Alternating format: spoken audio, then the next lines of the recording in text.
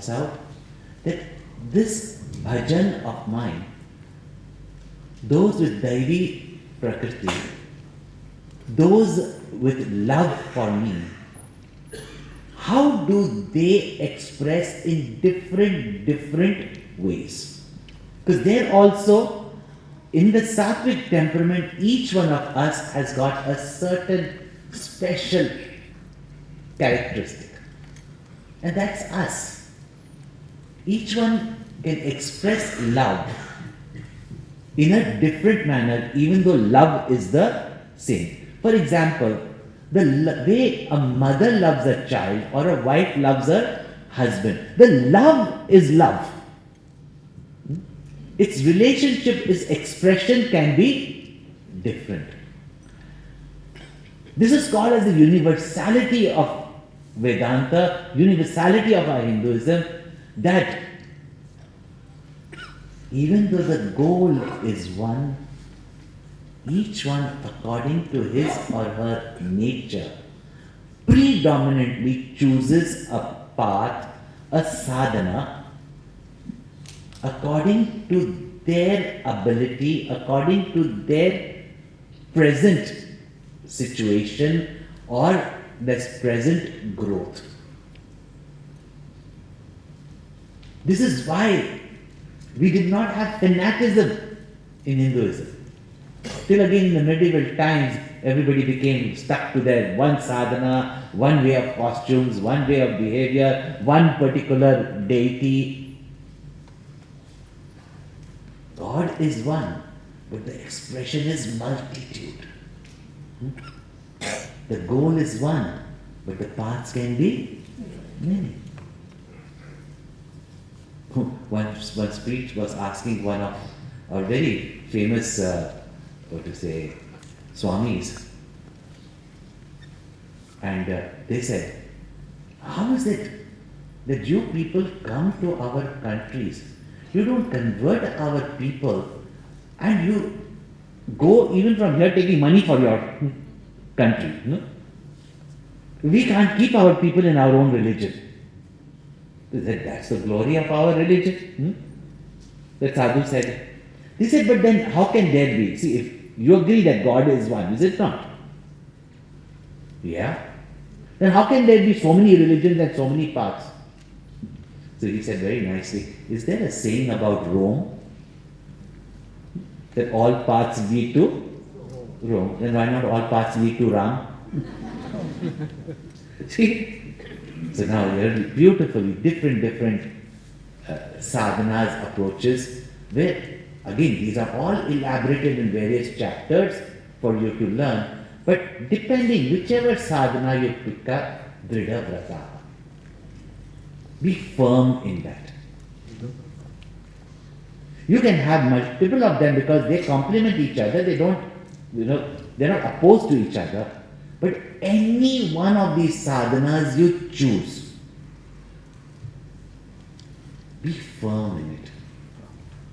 If you decide that you are going to study the Bhagavad Gita, contemplate and live it, then 2 verses, then see that you don't eat food till you have read that 2 verses. And if you are doing it at night, you will not go to sleep till you have read those 2 verses. And if for any reason, like whatever, something may have happened and that day you don't read it, so what if you fast one day? Good for your diet. So that your mind does not falter. That chalta hai attitude should not come in sadhana. So now Bhagavan gives the various sadhana. Jnanayajnena chapyanye Yajanto mamupasate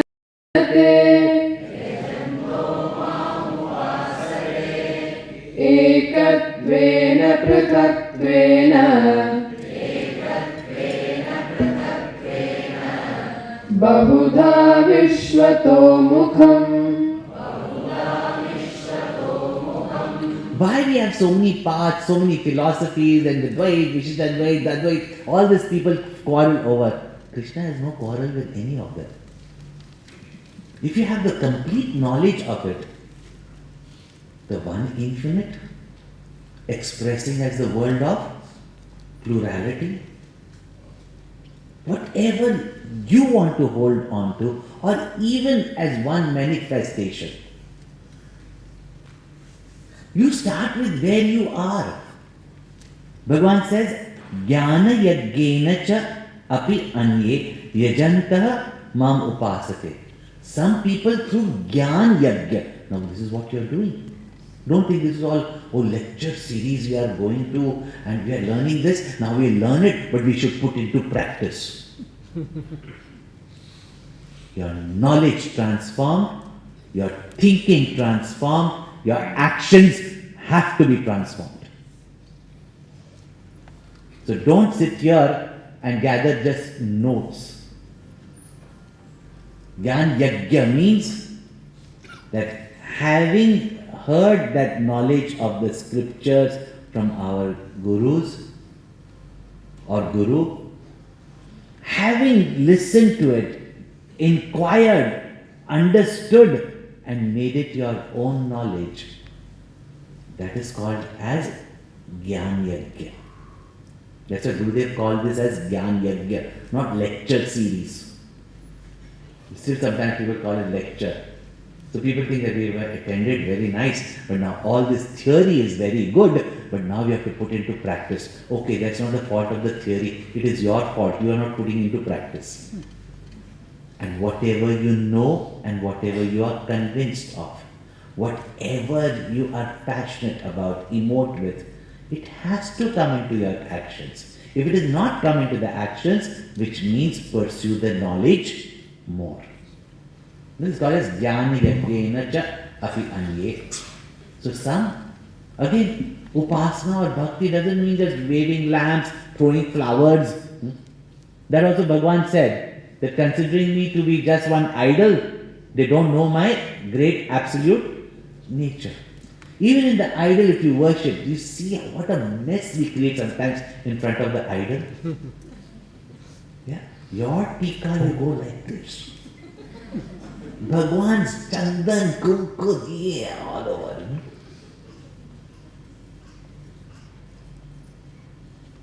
Even a smoker will get, fumigated with the amount of camphor you all burn. Yeah. Black suit all over the Lord, and you never clean the Lord because you have to have bath and shampoo every day. But God cleaning once Diwali. If you consider that as an idol, then it is idol worship. But Bhagwan himself is here. How will we do that puja? So Bhagwan says, not knowing my greater nature. So some through knowledge, inquiry, knowing their own identification with the Supreme Lord. Aham Brahmasmi. Soham, Jnana Yagya. Therefore, Ekatvena. Ekatvena being Soham Bhavena. Even if you are worshipping, they say Soham Bhavena. Even though I am worshipping the Lord outside, I don't forget this knowledge that Krishna has given, that I alone pervade everyone. Yeah? I alone am your higher nature. 7th chapter. 13th chapter. I am the knower in all the fields. This is called as Ekatvena. See, we might consider it is blasphemy to say, I am one with God. It is greater blasphemy to say that I am separate from God. So you came from something else than God? Tell me. So, Ekatvena. Prithatvena. Yeah, with this knowledge, just like Sri Ramakrishna Paramahamsa said, he aspired to have this oneness with Devi Ma. But why don't I, even if I know, like Madhusudan Saraswati, Shankaracharya himself, I know my Lord is one with me, but when my mind and physical body is in the world, to see the Lord as Krishna, to see the Lord as Rama, to bow down to Him as a servant and to serve Him, why don't I even enjoy that glory? See, there was one man who heard one Mahatma has come into town, so went to him and said, please bless me, and he gave him the mantra diksha. And he says, you constantly meditate soham, soham, soham. He took the diksha, but when after he went and tried to understand that saham, God is me, he felt very uneasy. Then came another Mahatma. He went up to him and he said that, I got this diksha from one guru, because people go collecting from different gurus. Yeah, I got from this, but I'm a little uneasy. That Mahatma said, Acha, that Mahatma gave you soham, you should not give away. You add da to it. No? So, with aham, he gave you sa-aham. I am saying to add da to it. So it became da-soham. He liked that very much. Da-soham. That I am the devotee, I am the servant of the Lord. But when the first guru came back into town, he was feeling guilty. So he said, I went to that other guru, he gave me da-soham.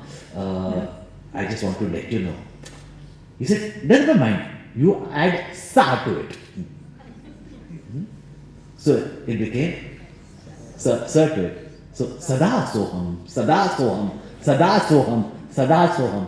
So now again the second guru came. So he went up to him, he said, that guru gave me sada soham. He said, doesn't matter, you add da to it. It became da soham. Oh, he enjoyed even more. I'm the servant of the Lord, as Tulsi Das ji says, Tulsi Das Sada, Hari Chera means I am the devotee of Hanumanji. The double protection I have, it's wonderful. I tell you, between this called, between this jnanis and devotees, ye da or sa ka jagda hai bas. That's why it becomes sada.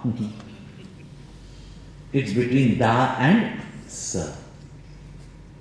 In da soham, if you serve the Lord, then the devotee and the Lord become one. And if you know that the Lord is one with me, that love, that He is the one with everyone, then service of everyone becomes my goal. And therefore He says, Bahuda Vishwato Mukham. Whether you worship Him in meditation and knowledge as He is me, or whether you worship Him as the Lord of the universe and I am just His servant, His devotee, or like those great Mahatmas who did not necessarily worship in temples, not even sat in quiet meditation, but saw the Lord in every human being and saw that Lord with that Sahasrashirsha Purusha, Sahasraksha Sahasrapad. This doesn't mean that God is like a centipede or millipede. That all these, including this head, is His only. All these hands, mine and yours, are His only. Therefore, when they serve, He is serving. To whom they serve is He only. Gurudev used to say this is a vision of Jnani, Bhakta, and a proper socialist. Not the socialist that goes now. You see the society as God and you serve. And you can do all three also. In your meditation, soham. When you are, in your body consciousness, worship the Lord with all its paraphernalia. And when you are out in the world, whatever may be your profession, duty, even a housewife, everybody, that whoever I'm doing my duty towards is the Lord. All three can be lived. It don't have to be one path only. It doesn't contradict anything. But whichever path you take, there are some through meditation and knowledge. There are some through their devotion as God as separate for them and that love for that supreme Lord. They surrender their ego, their evil, etc. And by others see God in everyone and serve them.